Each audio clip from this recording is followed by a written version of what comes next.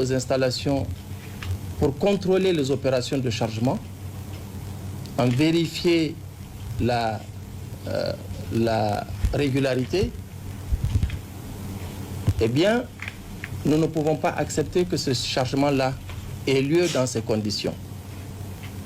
Nous avons donc écrit à OPCO Bénin pour lui dire de ne permettre aucun chargement d'aucune goutte de pétrole tant que nos représentants ne seraient pas autorisés à opérer. Cela a été exécuté.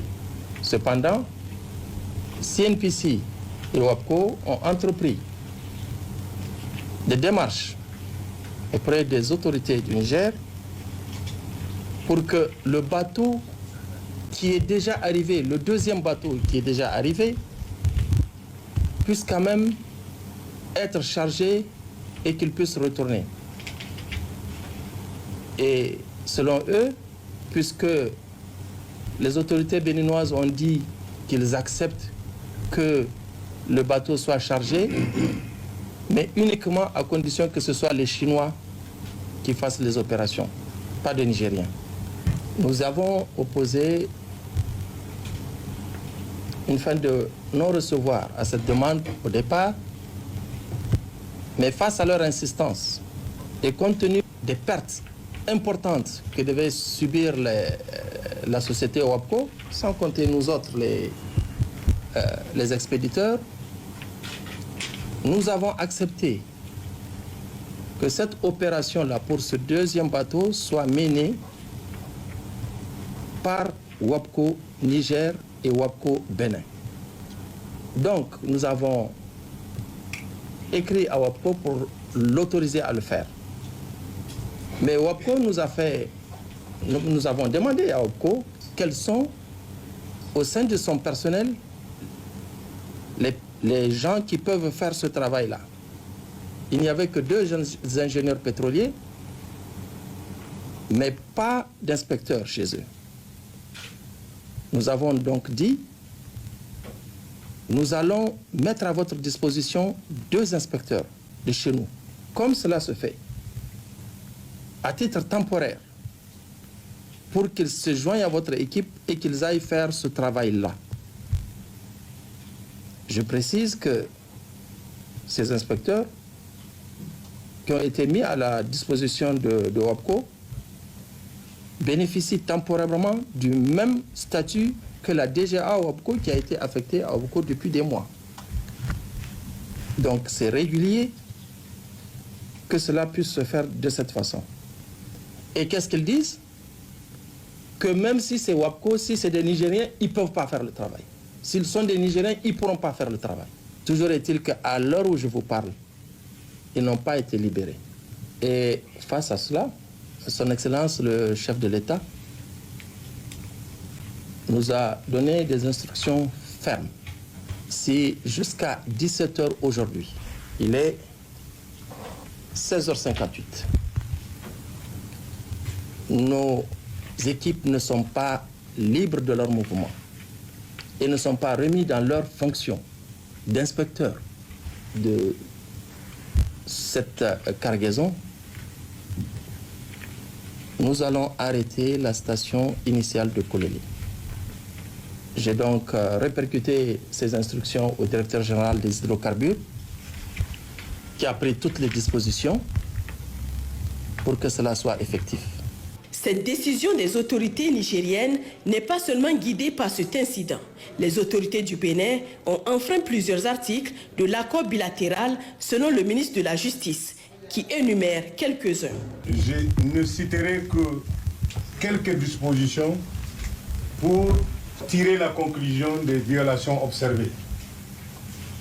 Dans les agissements des Béninois, toutes les dispositions du chapitre 3 s'agissant de la liberté de transit et accès à la mer, composées des articles 3, 3.1, 2, 3, 4, 5 ont été violées.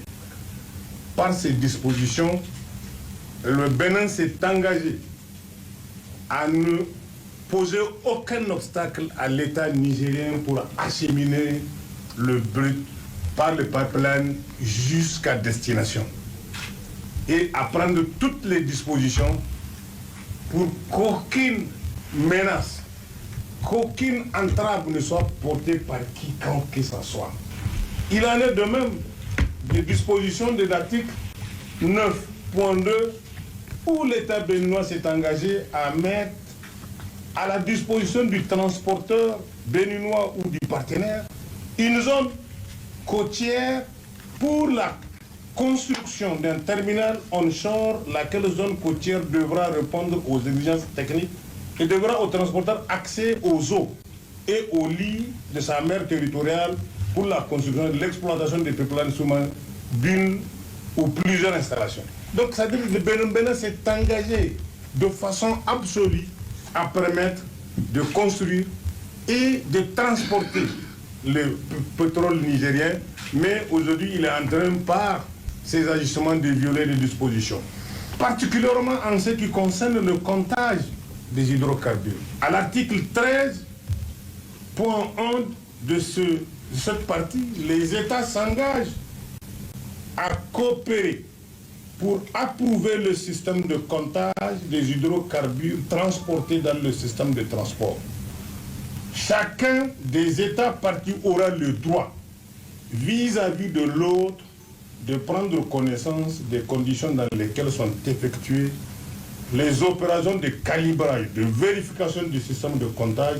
Chaque État parti pourra, à cet effet, recourir à tout outil de mesure de quantité d'hydrocarbures ou pourra avoir des observateurs présents à tous les stades des opérations ou mandater tout tiers expert pour le représenter.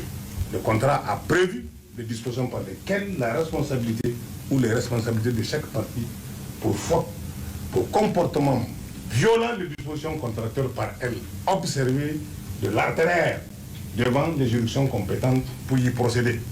Ici, dans le cadre spécifique, c'est l'arbitrage qui est prévu en application des dispositions du code OHADA devant la cour d'arbitrage de l'OHADA, qui se trouve à Abidjan. Et nous allons, en temps utile, s'il ne se ravise pas, saisir qui le doit. Mesdames et messieurs, le 5 août 2019, la République du Bénin a conclu avec la société West African Oil Pipeline, en abrégé WAPCO, un accord relatif à la construction et à l'exploitation d'un système de transport des hydrocarbures par pipeline. Cet accord, qui vient à la suite de diverses conventions passées avec la République du Niger, définit les conditions de construction et d'exploitation du pipeline devant permettre l'acheminement vers les marchés internationaux du pétrole brut du Niger par les côtes béninoises.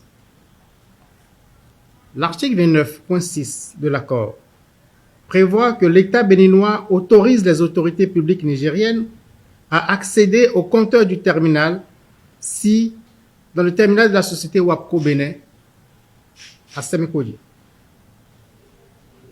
Le 3 juin 2024, le ministre de l'Énergie, de l'Eau et des Mines de la République du Bénin a confirmé à l'administrateur général de WAPCO Bénin l'engagement de la partie béninoise à respecter les accords conclus, mais a clairement indiqué que pour des raisons de sécurité, elle procéderait de manière encore plus avisée à la vérification de l'identité des personnes devant accéder au site. Dans la soirée du mercredi 5 juin 2024, des informations de sources dignes de foi qui me sont parvenues ont fait état de ce que des personnes se sont frauduleusement introduites sur le site de la station terminale de WAPCO Bénin à Sémékodi. Des investigations menées sur place. Il ressort ce qui suit. 5 ressortissants nigériens se sont introduits sur le site sans décliner leur identité.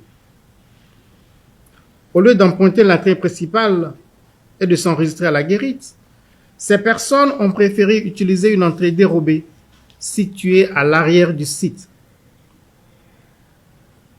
Dans cette manœuvre, elles ont bénéficié de la complicité de l'administrateur général de WAPCO Bénin, qui a pourtant reçu 2 jours plus tôt la lettre du ministre de l'Énergie, de l'Eau et des Mines, à travers laquelle l'État béninois a exprimé de vives préoccupations sécuritaires.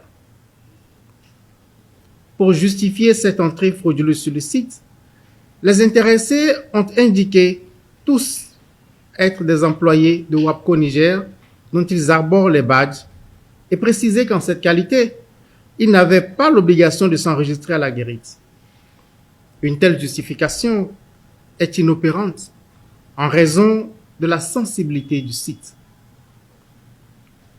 À l'étape actuelle, l'enquête a formellement établi qu'au moins 2 parmi ces personnes sont des agents nigériens au service du Conseil national pour la sauvegarde de la patrie CNSP. Ces personnes se sont fait confectionner pour la circonstance de faux badges d'employés de WAPCO Niger. Les investigations se poursuivent pour déterminer les motivations réelles des mises en cause, dans un contexte où des informations récurrentes font état de la planification d'actes d'atteinte à la sécurité de l'État du Bénin. Je ne manquerai pas, s'il y a lieu, de vous apporter de plus amples informations sur l'évolution de cette enquête. Je vous remercie.